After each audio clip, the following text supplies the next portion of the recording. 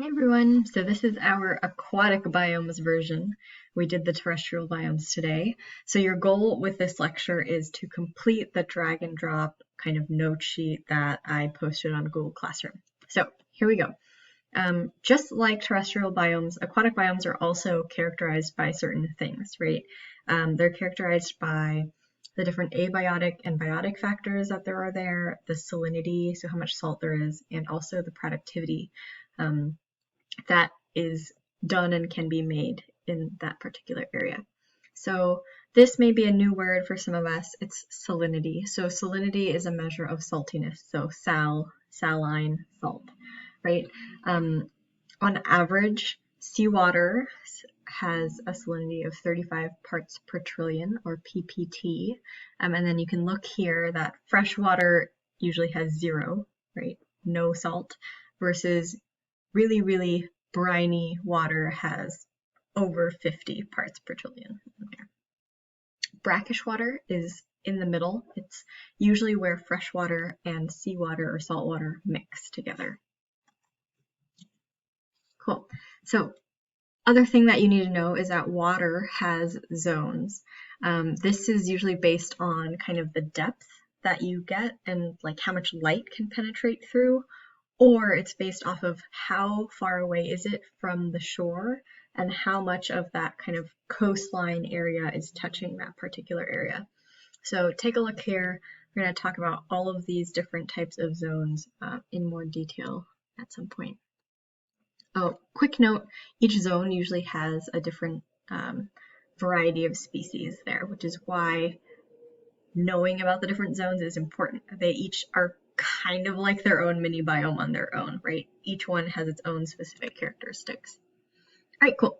First aquatic biome we're going to talk about are rivers and streams. So some examples here, the Amazon River or the Nile River. So rivers and streams are freshwater, so they have 0 salinity.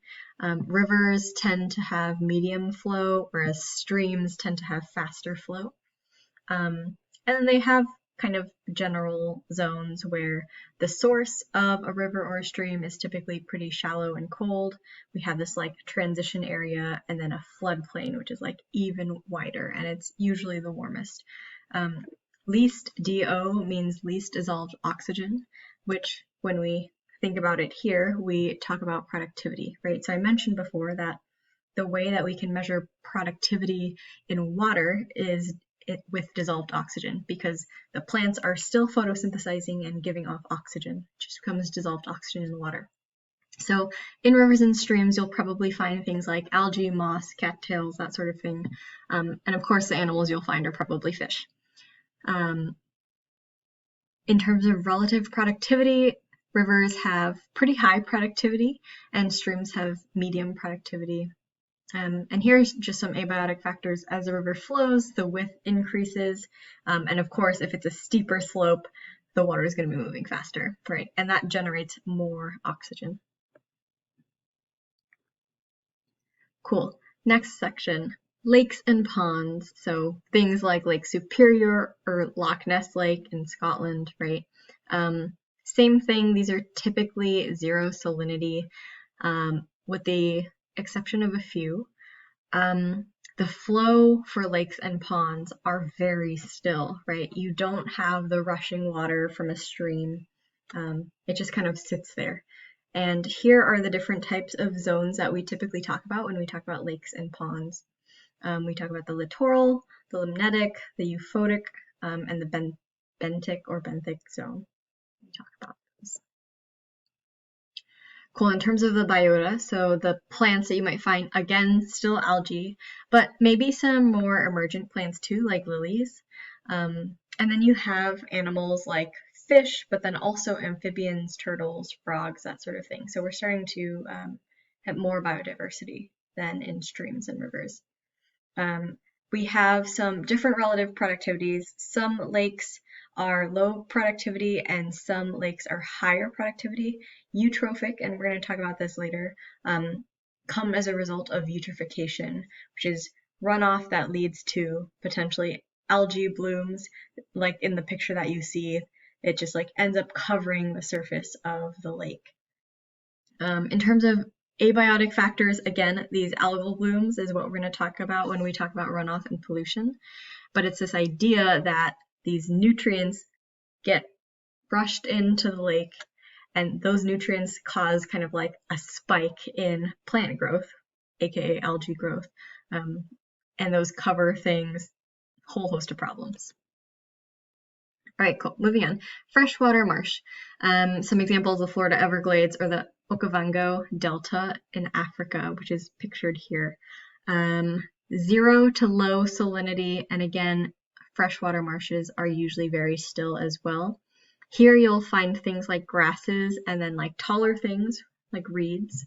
And then the animals that you get to see are a little bit larger than what we've talked about before. So now you'll get to see some wading birds, some elephants, some hippos, some beavers, that sort of thing. Typically in a freshwater marsh, it's pretty high productivity. The area is very rich in minerals and soil is pretty saturated because of the water that is on there, and then that allows for a growing season.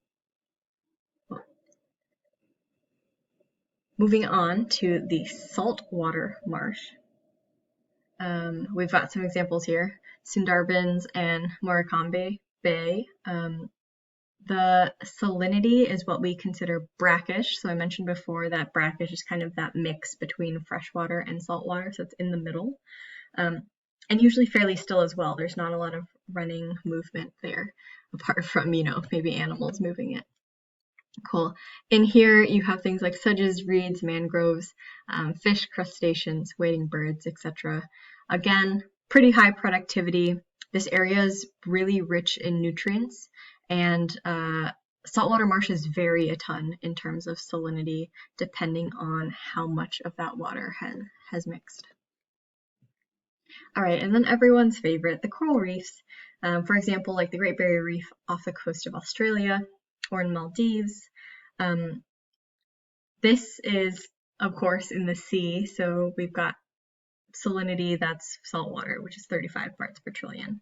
And then, of course, we have things like currents and waves moving the water through, so it's not necessarily still. We've got some flow in here. Usually plants like algae will be around, and then animals, you'll see things like coral, small fish, maybe even some larger fish around the coral reef area. Very high productivity as well. And if the coral reef is in a shallow water area, then they get a lot of sunlight, which causes more photosynthesis to happen and higher dissolved oxygen in the water, right? The waves also help move the water through and create more dissolved oxygen. This is why, for example, you might have something that recycles and moves the water around in a fish tank. That's because it actually increases the amount of oxygen in the water. All right, and then finally the open ocean. So, the Pacific Ocean, the Atlantic Ocean.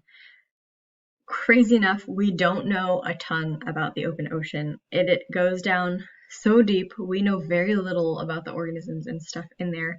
We do know that typically the ocean is 35 ppt in terms of salinity, and of course the flow depends on the currents and also these things called gyres, but we've got these like zones here, and we know very little about these lower zones because we just haven't explored it.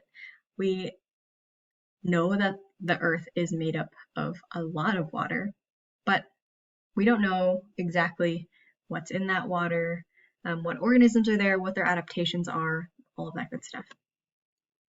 Cool. So in typical open ocean, we find things like phytoplankton, kelp, seaweed, seagrass, animals, large fish, krill, sharks, octopus, squid, sea turtle. You all know this from like Finding Nemo, right? Relative productivity is very, very low. There's a lot of water and not a lot of plants holding up the productivity, right? The primary productivity, the photosynthesis. So a lot of space, little productivity. There are some places that have higher salinities than others. You might have heard of some place like the Dead Sea, which has very high salinity that people can just like float on it without even trying because of how dense the water is, right? And then we're going to be talking about this later in the semester, but this idea that upwelling can occur and it brings through and it cycles a bunch of nutrients, and that can increase the richness of the water in there. So interesting things to think about with the open ocean. We don't know a lot. We know some things. All right, great. So hopefully this is a good starting point for your drag and drop. Good luck with that, and don't forget to turn in on a Google Classroom.